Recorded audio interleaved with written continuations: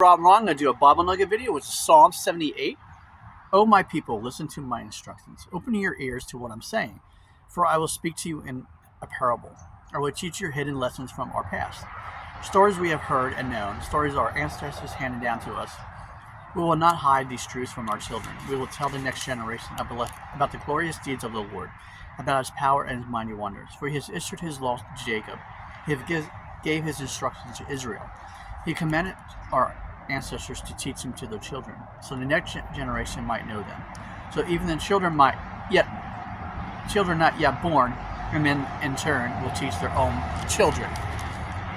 So each generation should set its hope anew on God, not forgetting his glorious miracles and obeying his commands. They will not be like their ancestors, stubborn, rebellious, and unfaithful, refusing to give their hearts to God.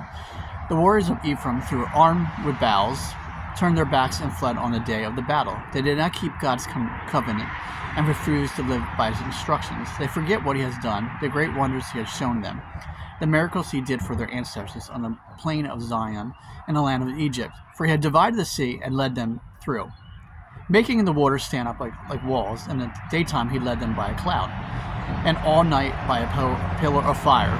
He split open the rocks in the wilderness to give them water as from a gushing spring. He made streams pour from a rock, making the waters flow down like a river. Yet they kept on sinning against him, rebelling against the Most High in the desert. They stubbornly tested God in their hearts, demanding the foods they craved. They even spoke against God himself, saying, God can't give us food in the wilderness. Yes, he can strike a rock so water gushes out, but he can't give his people bread and meat. When the Lord heard them, he was furious. The fire of his wrath against Jacob, yet his anger rose against Israel, for they did not believe God or trust him to care for him. But he commanded the skies to open. He opened the doors of heaven. He rained down manna for them to eat. He gave them bread from heaven. They ate the food of angels, gave them all they could hold. He released the east wind in the heavens and guided the south wind by its mighty power. He rained down as thick as dust, birds as plentiful as the sand on the seashore. He caused the birds to fall within their camp, all around their tents. The people ate their fill. He gave them what they craved, but before they satisfied their cravings, while the meat was yet in their mouths, the anger of God rose against them, and he killed their strongest men. He struck down the finest of Israel's young men. But in spite of this, the people kept sinning. Despite his wonders, they refused to trust him, so he ended their lives in failure, their years in terror, when God began killing them.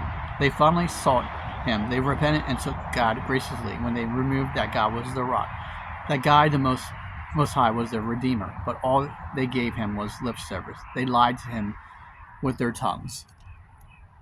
Their hearts were not loyal to him. They did not keep his covenant. Yet he was merciful and forgave their sins, and did not destroy them all.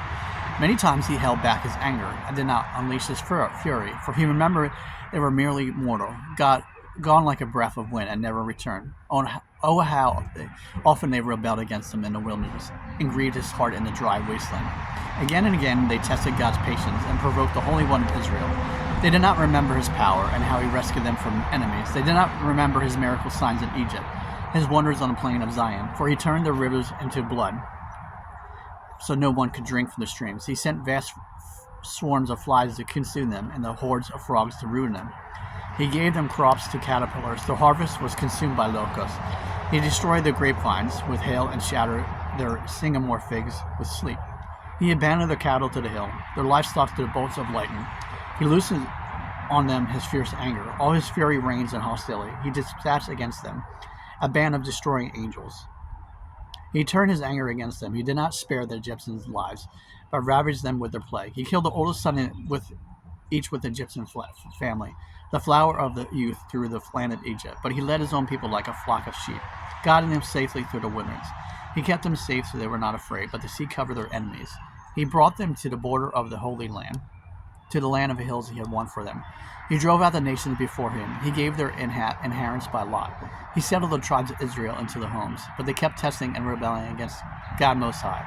They did not obey his laws. They turned back and were as faithless as their parents. They were as undependable as a crooked bow. They angered God by building shrines to other gods. They made him jealous with their idols.